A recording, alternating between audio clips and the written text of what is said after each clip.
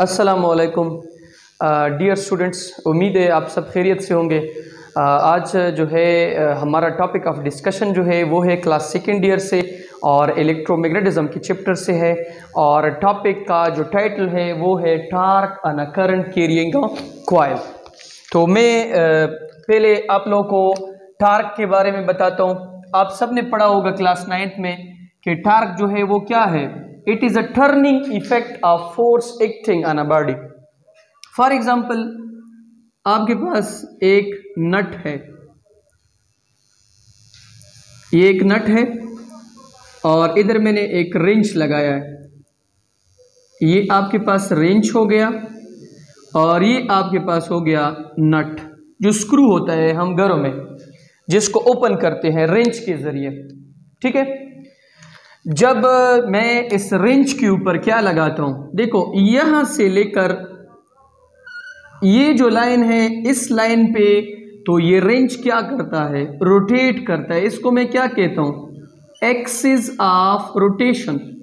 वो लाइन जिसके इर्द गिर्द ये जो रेंच है ये रोटेट करता है, उस लाइन को हम एक्सिस ऑफ रोटेशन कहते हैं।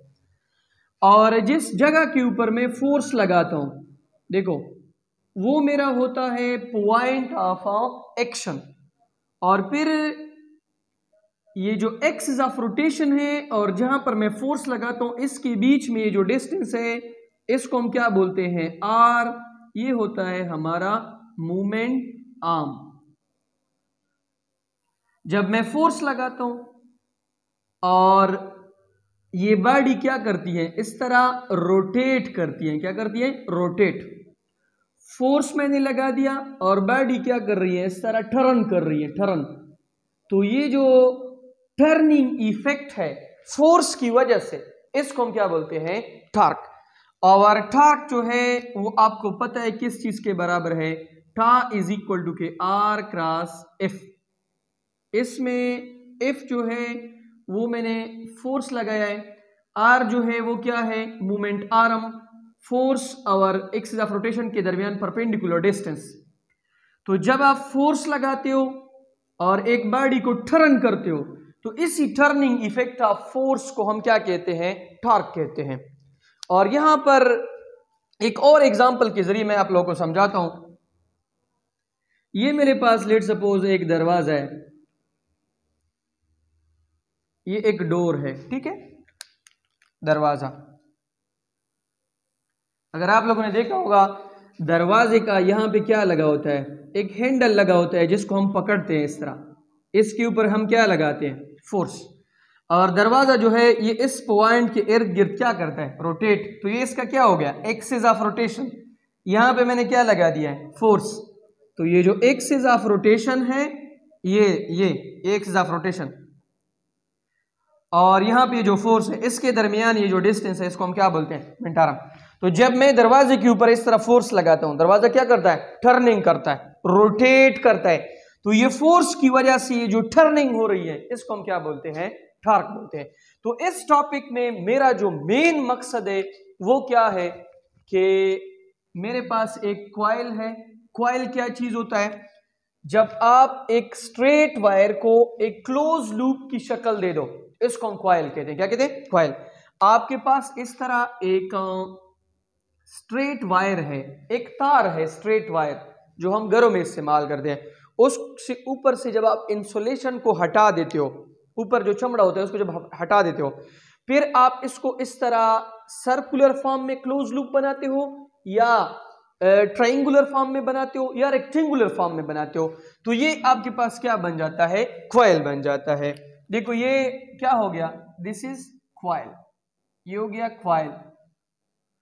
ये आपके पास क्या हो गए, मैग्नेट्स। ये आपके पास क्या हो गई, बैटरी। ये आपके पास है कार्बन ब्रशेस। ये आपके पास क्या है, रिंग्स है, स्लिप रिंग्स। एक कॉइल हो गया। टॉपिक को देखो, हमारे पास क्या हो गया, कॉइल।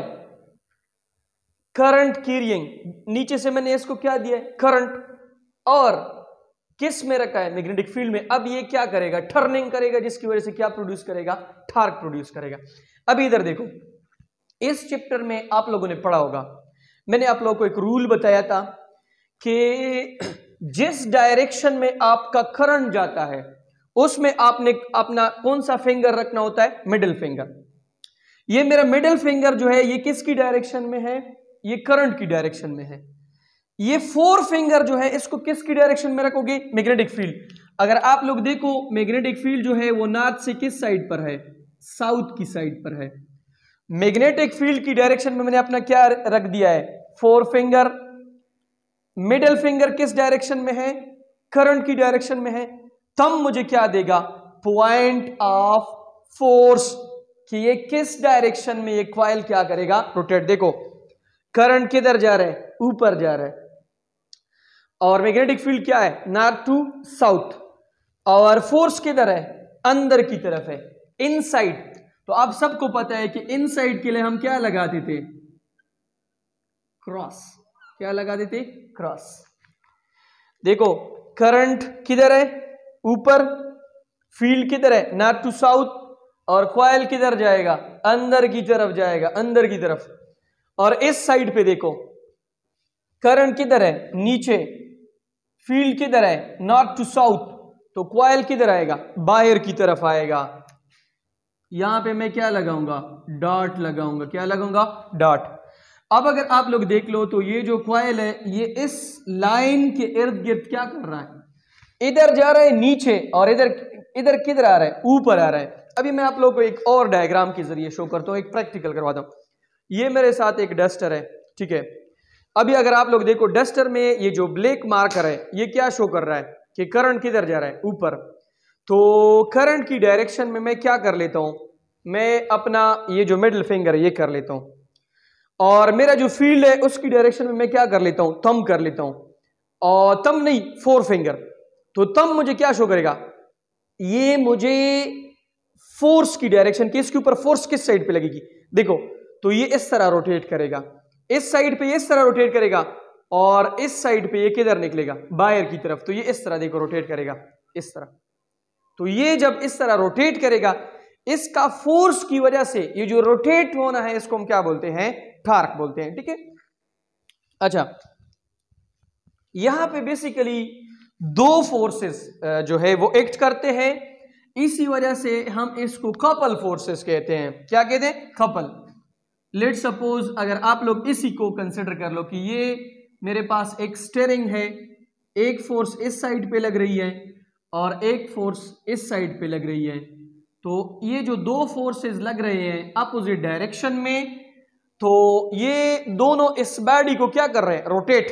तो जहां पर दो फोर्सेस लगेंगे अपोजिट डायरेक्शन में उसको हम क्या बोलेंगे, कपल फोर्सेस बोलेंगे। तो ये बॉडी जो है जिसमें मैंने करंट को करंट जो है उसको मैंने इस कॉइल को दे दिया है, इस करंट ने इस कॉइल के इर्द गिर्द क्या प्रोड्यूस किया है, मैग्नेटिक फील्ड। तो एक मैग्नेटिक फील्ड बाहर है और एक मैग्नेटिक फील्ड किधर है, अंदर है। तो ये जो बाहर वाला है ये अंदर वाले के ऊपर क्या करेगा, फोर्स अप्लाई करेगा। एक फोर्स इनसाइड है और एक फोर्स किधर है, आउटसाइड। इसकी वजह से ये कॉइल इस तरह क्या करेगा, रोटेट करेगा। तो ये जो इसकी टर्निंग इफेक्ट है, ये जो रोटेट होना है, इसको हम क्या बोलते हैं, टॉर्क बोलते हैं। अभी अगर इसका मैं आप लोगों को इधर मैथमेटिकल फॉर्म करवा लूं तो आप सबको पता है कि टॉर्क जो है वो किस चीज के बराबर है, आर क्रॉस एफ के, ठीक है। ये हो गया आपका इक्वेशन नंबर फर्स्ट। अच्छा, ये जो मेरे पास इधर ये जो कॉइल है इसकी पॉइंट ए से लेकर पॉइंट बी तक ये जो चौड़ाई है इसको मैंने क्या नाम दिया है, डब्ल्यू। डब्ल्यू बेसिकली क्या है, ये आपके पास है विड्थ ऑफ कॉइल। ये कॉइल का क्या है, विड्थ है, ठीक है। और यहां से लेकर यहां तक इस कॉइल की ये लेंथ है, एल क्या है, लेंथ है। एल हमें लेंथ ऑफ ए कॉइल दे देता है। अच्छा, तो ये जो आर है, आर, इसको मैंने इधर क्या नाम दिया है, डब्ल्यू। आर तो बेसिकली मोमेंटारम है, लेकिन यहां पे मैंने डब्ल्यू वेट से मैंने शो किया है, ठीक है। तो आपके पास ये इक्वेशन किस तरह आएगा कि tau is equal to K W cross F. अगर आप लोग अपनी प्रीवियस टॉपिक को देख लो, मैंने आप लोगों को एक टॉपिक पढ़ाया था, उसमें मैंने आप लोगों को कहा था कि एक करंट कैरिंग वायर जो होता है उसको जब आप मैग्नेटिक फील्ड में रख लेते हो तो उसके ऊपर एक फोर्स लगता है, और वो फोर्स जो है वो किस चीज के बराबर होता है, F is equal to K I L B sine of theta, ठीक है। F is equal to K I L B sine of theta. तो यहां पे एफ है कि नहीं है, तो आप इस एफ की जो वैल्यू है आई एल बी, इसको इस वाले इक्वेशन में क्या कर लो, पुट करो। जब पुट करोगे तो आपके पास क्या आएगा, tau is equal to K W cross F की जगह पे I L B sine of theta. अब अगर आप लोग इधर देख लो, W जो है वो विड्थ है और L क्या है, लेंथ। तो एरिया आप सबको पता है वो किस चीज के बराबर होता है, विड्थ जरबे लेंथ। तो आप यहां पे जो विड्थ और लेंथ है इसकी जगह पे क्या पुट करोगे, इसकी जगह पे आप एरिया पुट करोगे, तो आपके पास क्या आएगा, tau is equal to I A B sine of theta. ये जो मैंने टार्क निकाला है ये मैंने इस कॉइल में सिंगल टर्न के लिए निकाला है। अगर ये जो कॉइल है ये सिर्फ एक ही टर्न से मिलकर बना हो, अगर इस कॉइल को मैं इस तरह कंसीडर कर लूं कि इसमें इस तरह बहुत सारे टर्न्स हैं, ठीक है, बहुत सारे इस तरह के टर्न्स हैं, n नंबर ऑफ टर्न्स है, तो मैं यहां पे सिंपल क्या कर लूंगा कि tau is equal to n I A B sine of theta. तो इससे आपके पास सिंपल शॉर्टकट आता है नियाब। क्या आता है, नियाब। इसमें आपके पास n क्या शो करता है, नंबर ऑफ टर्न्स, कि इस कॉइल में नंबर ऑफ टर्न्स जो है वो कितने हैं। I क्या शो करता है, करंट शो करता है। B मैग्नेटिक फील्ड शो करता है, और A क्या शो करता है, एरिया ऑफ कॉइल। अभी इधर देखो, N जो है वो इस तार को जितनी दफा आपने टर्न किया है N शो करता है, नंबर ऑफ टर्न्स। B क्या शो करता है, यहां पे जो बाहर की मैग्नेटिक फील्ड है या अंदर जो मैग्नेटिक फील्ड प्रोड्यूस हो रही है। और I क्या शो करता है, इसके अंदर जो करंट फ्लो कर रहा है, ठीक है। और साइन थीटा क्या शो करता है, एंगल। तो आपने एक चीज को यहां पे नोट करना है कि अगर मैं यहां पे साइन थीटा लूंगा, साइन थीटा, तो इसका मतलब क्या है कि मैं कौन सा एरिया ले रहा हूं, वेक्टर एरिया, कि जो मैं एंगल ले रहा हूं वो between vector area and magnetic field B, उसके दरमियान ले रहा हूं। वेक्टर एरिया किसको बोलते हैं, ये जो कॉइल है, अगर इसको मैं एक लाइन इस तरह ड्रा करूं परपेंडिकुलर, तो ये इसका क्या शो करेगा, वेक्टर एरिया। मैग्नेटिक फील्ड किधर है, magnetic field from north to south, और ये इसका क्या है, वेक्टर एरिया। तो इन दोनों के बीच में एंगल कितना बन रहा है, 90। तो इस टाइम पे साइन 90 हमें कौन सी वैल्यू देगा, मैक्सिमम वैल्यू देगा। अगर मैंने इसको इस तरह शो किया, tau is equal to K N I A B cos of alpha, तो फिर आपने इधर क्या समझना है, कॉज अल्फा मैं कहां पे यूज कर सकता हूं, ये मेरे पास एंगल है between surface area and magnetic field B. अगर मैं इस कॉइल का सरफेस एरिया ले लूं और नॉर्थ से लाइंस जो है वो मैग्नेटिक फील्ड है, ये हो गया इस कॉइल का सरफेस एरिया और ये हो गए मैग्नेटिक फील्ड लाइंस। अगर इन दोनों के बीच में एंगल कितना हो, 0, तो cos 0 जो है वो हमें कितनी वैल्यू देता है, मैक्सिमम वैल्यू देता है। और साइन अगर मैं लूं तो मैं ये जो एंगल है वो किसके साथ लूंगा, वेक्टर एरिया। और वेक्टर एरिया कौन है, देखो ये वेक्टर हमें क्या शो करता है, ये line vector area, magnetic field lines इस तरह जाएगी, इस तरह, और ये आपका वेक्टर एरिया है, तो इनके दोनों में एंगल कितना बनेगा, 90 बनेगा। अभी मैं क्या करूंगा, डिपेंडेंस, कि ये जो यहाँ पे टार्क प्रोड्यूस हुआ है ये किस चीज के ऊपर डिपेंड करता है, किसके साथ इंक्रीज होता है और किसके साथ डिक्रीज होता है। पहली चीज आप लोग नोट कर लो, इस इक्वेशन में कि टार्क जो है वो डायरेक्टली प्रोपोर्शनल है आई को। जितना आप इस क्वाइल को ज्यादा करंट दोगे उतना इसमें टार्क क्या प्रोड्यूस होगा, ज्यादा। अगर यहां पे मेरे पास 2 एम्पियर का करंट था, मैं इसको 4 पे लेके गया हूं, तो 4 एम्पियर पे टार्क ज्यादा होगा और 2 एम्पियर पे क्या होगा, कम। इसके बाद torque is directly proportional to a क्या है, एरिया। जितना इस क्वाइल का ये जो एरिया है वो ज्यादा होगा उतना इसके ऊपर इसमें जो टार्क है वो क्या प्रोड्यूस होगा, ज्यादा प्रोड्यूस होगा। अब इसके बाद है tau is directly proportional to B. जितना यहां पे मैग्नेटिक फील्ड स्ट्रांग होगा उतना इस कॉइल में जो टर्निंग होगी वो क्या होगी, स्ट्रांग होगी, ज्यादा होगी। अब इसके बाद आपके पास आ गया थीटा। थीटा में आपके पास 2 केसेस हैं, एक है आपके पास मैक्सिमम और एक है आपके पास मिनिमम या जीरो। देखो अगर आपके पास आप साइन थीटा ले रहे हो, साइन थीटा में आप क्या करोगे कि ये जो वेक्टर एरिया है और उसके अगर मैग्नेटिक फील्ड के दरमियान अगर इस तरह 90 एंगल बन रहा हो तो आप सबको पता है कि साइन 90 किस चीज के बराबर है, 1 के। तो आप क्या लिखोगे कि tau is equal to NIAB sine of 90।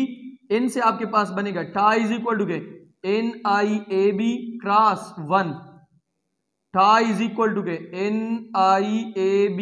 तो आपका टार्क क्या होगा, मैक्सिमम होगा। क्या होगा, मैक्सिमम। अब अगर इसी इक्वेशन को मैं कॉस के लिए लूंगा तो मैं क्या करूंगा कि tau is equal to K NIAB cos of 0। तो फिर मैं क्या करूंगा, फिर मैं वेक्टर एरिया के बजाय इस कॉइल का क्या लूंगा, सरफेस एरिया। ये field lines from north to south और ये इसका सरफेस एरिया हो गया। तो इन दोनों के बीच में कितना एंगल बन रहा है, 0। तो फिर आपका टार्क क्या आएगा, मैक्सिमम NIAB। ठीक है। अच्छा, अब इसके बाद आप लोगों के पास है सेकंड नंबर पे कि अगर आपके पास मिनिमम है tau is equal to K NIAB sine of 0। Angle में किस तरह ले रहा हूं, 0। कैसे, देखो ये आपके पास क्वाइल है। अगर क्वाइल जो है वो इस तरह है, देखो इस तरह पड़ा है, मैग्नेटिक फील्ड लाइंस जो है वो इस तरह इसके ऊपर आ रही है। ठीक है, मैग्नेटिक फील्ड लाइंस और इसका जो वेक्टर एरिया है इसके बीच में ये मैग्नेटिक फील्ड लाइंस हो गई और ये इसका वेक्टर एरिया हो गया। इसके बीच में कितना एंगल है, 0 एंगल है। तो इस केस में आपका जो टार्क होगा टा is equal to K NIAB cross 0। Torque क्या होगा, 0 होगा। ठीक है, कितना होगा, 0। अब इसके बाद अगर मैं जो है काज ले रहा हूं तो काज में अगर आप लोग देख लो, ये हो गया आपका सरफेस एरिया, ये हो गया आपका क्या हो गया, वेक्टर एरिया। तो देखो मैग्नेट्स तो ऐसे पड़े हैं, ठीक है, और आपका कॉइल भी ऐसा है। तो कॉइल का जो सरफेस एरिया है वो मैग्नेटिक फील्ड लाइंस को क्या है, बिल्कुल परपेंडिकुलर है। मैग्नेटिक फील्ड लाइंस इस तरह आ रहे हैं और कॉइल जो है वो इस तरह पड़ा है। सरफेस एरिया के पास कितना एंगल है, 90। तो आपने इधर क्या लिखना है कि tau is equal to K NIAB cos of 0। टा is equal to K NIAB cross 0। टा इज इक्वल टू के 0। तो टार्क आपका क्या होगा, 0।